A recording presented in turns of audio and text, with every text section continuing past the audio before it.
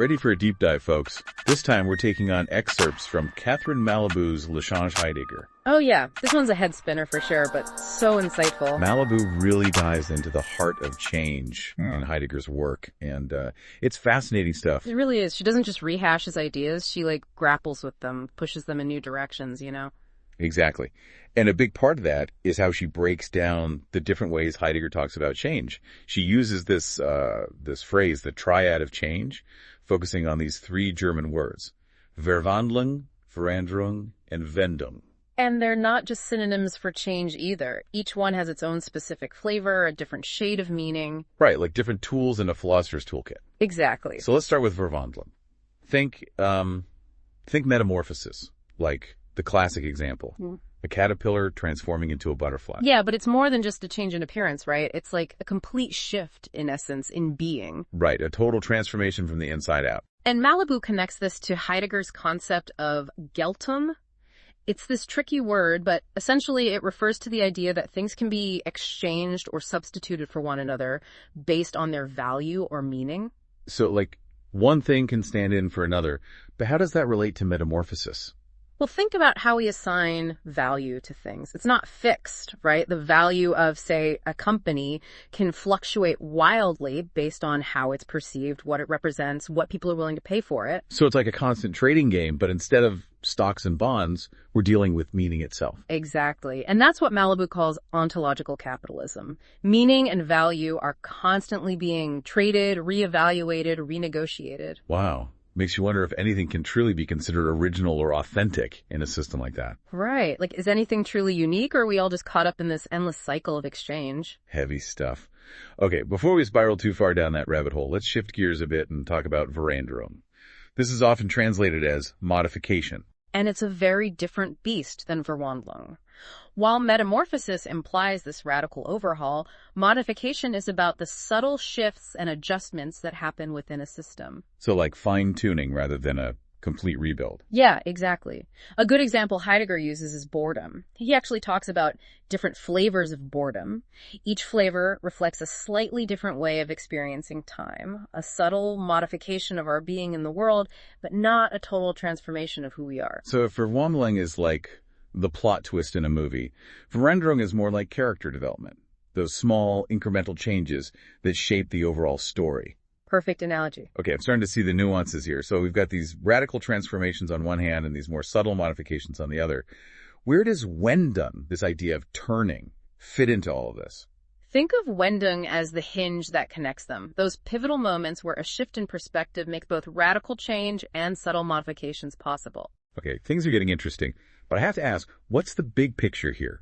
What's Malabou trying to tell us about Heidegger and change? She argues that Heidegger's whole philosophy is a series of Wendungen, of turning points. He's constantly challenging our assumptions about being, pushing us to look deeper, to question everything. So it's not just about understanding Heidegger's ideas, but about embracing that same spirit of inquiry, that willingness to shift our own perspectives.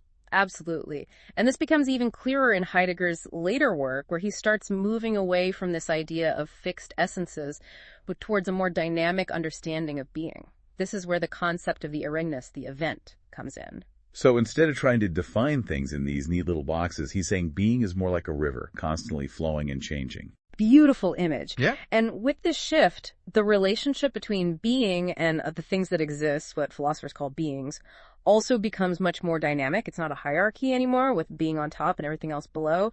It's more like there's this idea of Gunst, a kind of favor or grace that flows back and forth between being and beings. Well, hold on, Gunst. I'm not sure I'm following. How does favor fit into this whole picture of being and change? Imagine it like a dance. Being, in a way, grants beings the favor of existence, but it's not a one-way street.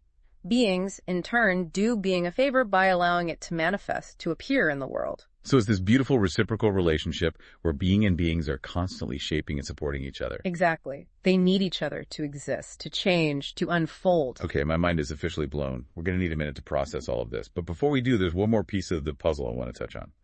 The Gestell. Often translated as in framing, it refers to the technological framework that shapes our modern world. Ah, yes.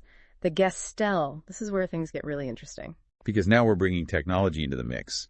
How does that fit into this whole conversation about change? Well, Malabou sees the Gestell as this fascinating intersection point between two different modes of change. On the one hand, you have the traditional hierarchical system of metaphysics with its emphasis on fixed categories and unchanging essences.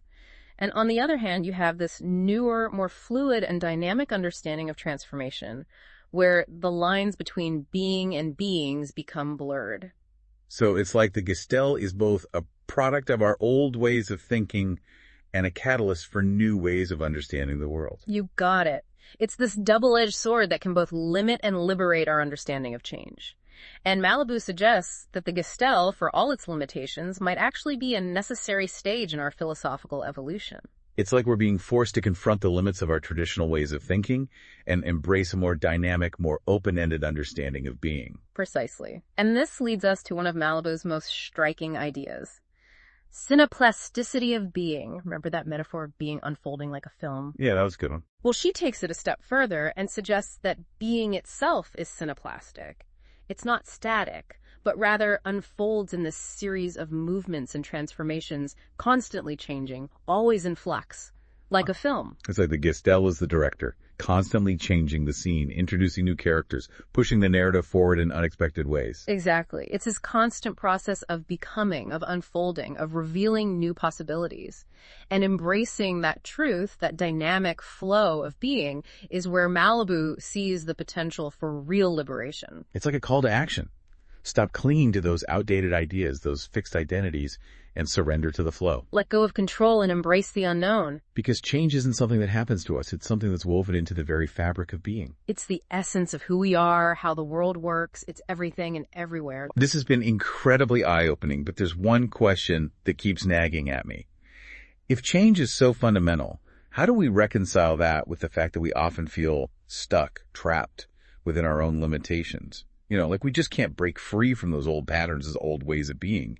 Does Malabou address this tension between the possibility of change and the feeling of being stuck? She does. And this is where her analysis of rendering those subtle modifications gets really interesting, especially when we think about it in relation to Dasein, Heidegger's term for human existence. So we're going deeper into the mechanics of change, particularly as they relate to us as human beings. Right. And what's fascinating is how Malabou points out that modification isn't just something that happens to us. It's something that Dasein actively participates in. It's about engaging with possibilities, making choices, constantly shaping and reshaping ourselves through our interactions with the world.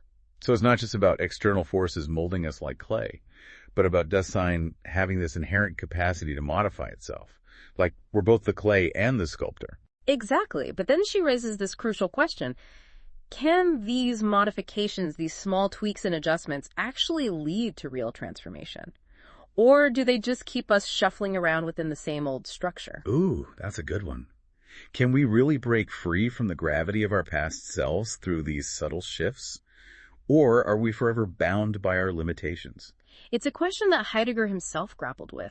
He understood this tension between the power of modification and the possibility that it might not be enough to truly transcend who we are. So it's not a simple either. It's not like modification is the enemy of transformation. No, not at all. Think of it more like laying the groundwork. Those subtle shifts, those modifications can create the conditions for more radical change to take root.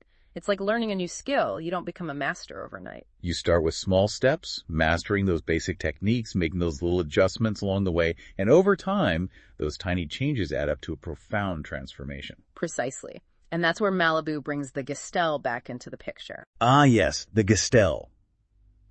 Remind me how this technological framework ties into all of this. Well, she argues that the Gestell, for all its downsides, might actually be pushing us towards a more profound understanding of change. It's constantly disrupting our comfortable routines, forcing us to adapt and evolve in ways we never anticipated.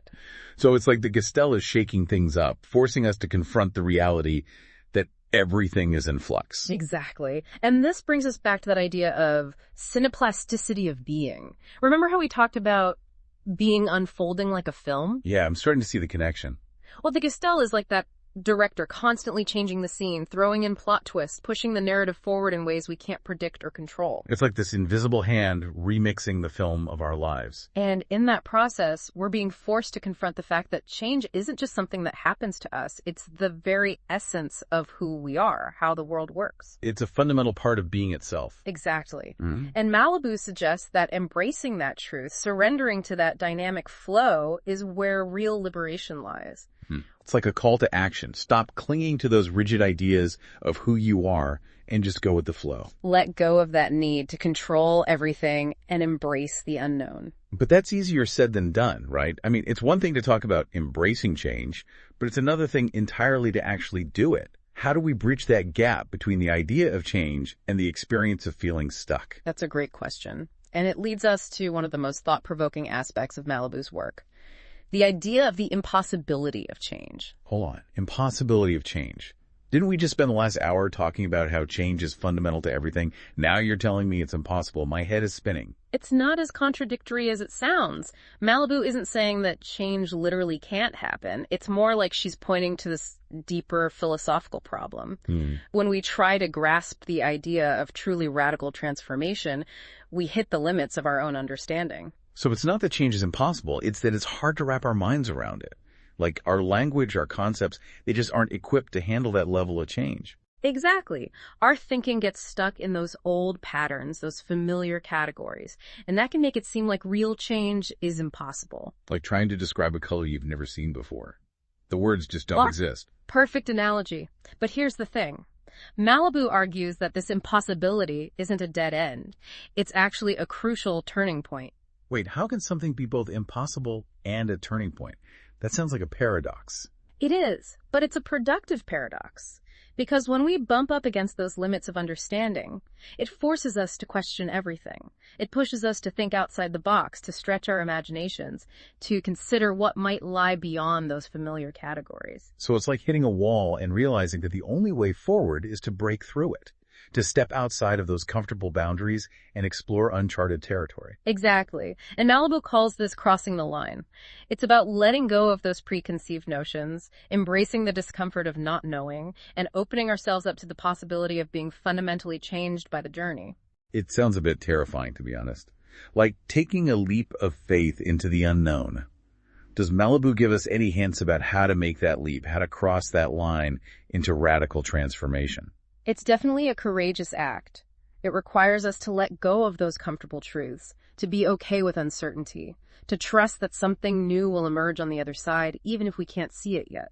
So it's not about having a detailed roadmap. It's about trusting the process. Yeah. Even when it feels messy and unpredictable. Exactly. And that's the beauty of it. It's in those moments of surrender, of letting go, that we open ourselves up to the transformative power of the unknown. So it's not about forcing change. It's about creating the conditions for it to happen, about being open to new possibilities, new ways of being. You got it. And that's what makes Malabou's reading of Heidegger so compelling. She takes these complex philosophical ideas and shows us how they can actually help us navigate the challenges of being human in a world that's constantly changing. This deep dive into Lechange Heidegger has been mind-blowing. We've explored everything from subtle modifications to radical transformations, from the technological framework of the Gestel to that beautiful dance of Gunst between being and beings. And of course, that mind-bending idea of synaplasticity, where being is constantly unfolding like a film. We've covered a lot of ground today, but this is just the tip of the iceberg. We encourage you to continue exploring these ideas, to read Malabou for yourself, and to see how these concepts of change and transformation play out in your own lives. And remember, the journey of becoming is an ongoing adventure, filled with unexpected twists and turns. Embrace the unknown, be open to new possibilities, and trust the process. Who knows what amazing transformations await you on the